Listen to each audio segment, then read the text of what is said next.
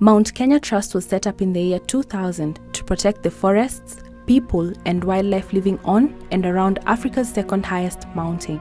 Standing at 5,122 meters, it is a working, living, breathing ecosystem home to over 2,500 elephants, the critically endangered mountain bongo, along with numerous other species, including an extraordinary array of bird life. An ancient volcano, thick forests encircle a rugged glacier-clad summit. Bamboo zones sweep into moorland and tussock grasslands. Unique plant species scatter the alpine regions. Rivers rise from the mountain and flow all of the way from central Kenya to Somalia. With so much biodiversity comes many pressures. For decades, the mountain ecosystem has been under threat. Elephant and bushmeat poaching, illegal logging, charcoal burning, overgrazing, water extraction, marijuana fields, forest fires and illegal squatters were and still are today destroying the valuable water tower and resources. Mount Kenya Trust works with the government agencies to protect the mountain ecosystem, but also to restore destroyed parts of the forest. We've got a holistic approach to conservation with a number of different programs. Our field teams are extra eyes and ears on the ground, and they patrol in areas where human activity in the forest is high and ranger presence is minimal or non-existent. If we don't have rangers on this mountain who keep on monitoring the movement of wildlife and what is affecting them, then the poachers will have a free ledging area to up their game, and within a very short time, elephants will be history on Mount Kenya. The Mount Kenya Trust works with the Kenyan Wildlife Service to make arrests and deter illegal activities on the mountain. Only through regular surveillance and patrols can wildlife habitat be secured. The rangers start at the core of this business of protecting this mountain, and they drive their agenda at the bottom. Human-wildlife conflict is a huge problem. In this region, there are densely populated areas right on the boundary of wildlife habitat. Often, this results in crop raiding and property destruction and even loss of life for people and wildlife. They have been coming to my land, shaba crops, eat, destroy. That animal is very intelligent. It is able to detect where there is no flow of the light or the electricity. It comes and push the post, it falls, then it go to the shamba.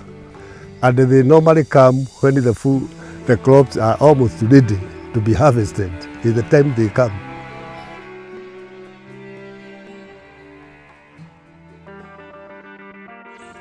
Our elephant corridor helps mitigate the effects of human-elephant conflict.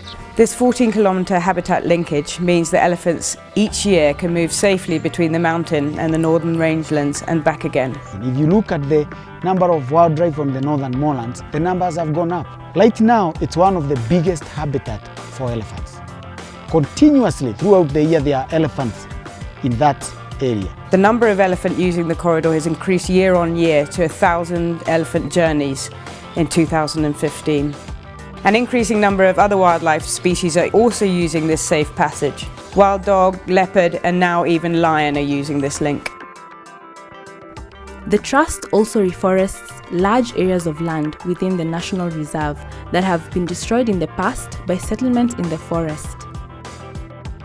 When those communities were settled there, they cleared everything and the forest was left bare. That's why we have gone into starting doing the rehabilitation of those sites. So far, we have done 400 hectares around Mount Kenya. Tens of thousands of indigenous trees appropriate for the altitude and climate are being grown from seed and taken back to the mountain to be replanted each year.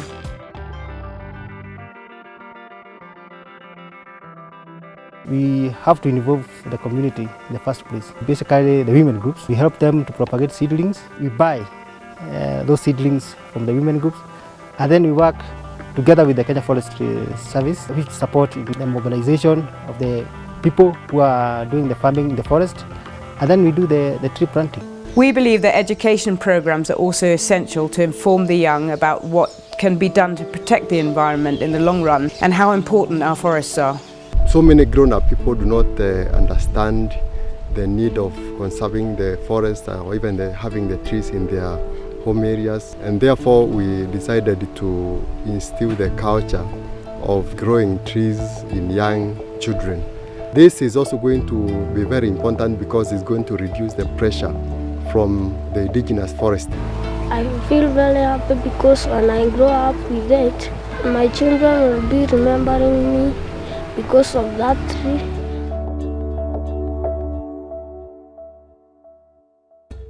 Conservation is about people as much as wildlife and forests. The My Family, My Health, My Environment program aims to support those living on the slopes of the mountain. I am in charge of a community health project where we help the communities that live close to the forest reserve. Today we are at one of our outreaches at Kibiriche Methodist Church, where we are offering several services.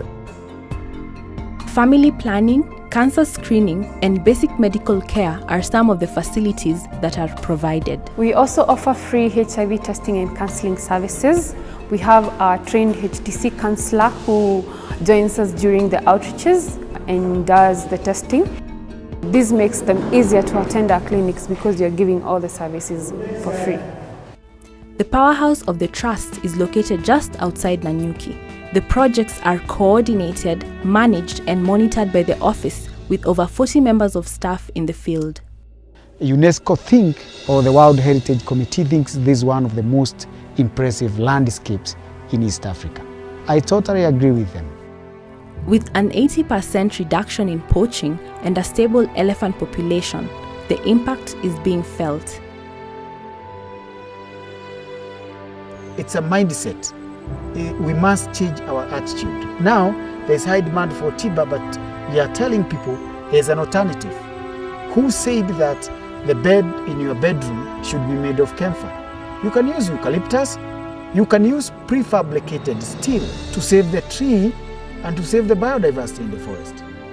Looking ahead, with a young, rising population, coupled with climate change and rapid economic development, a balance must be found in order to protect the environment.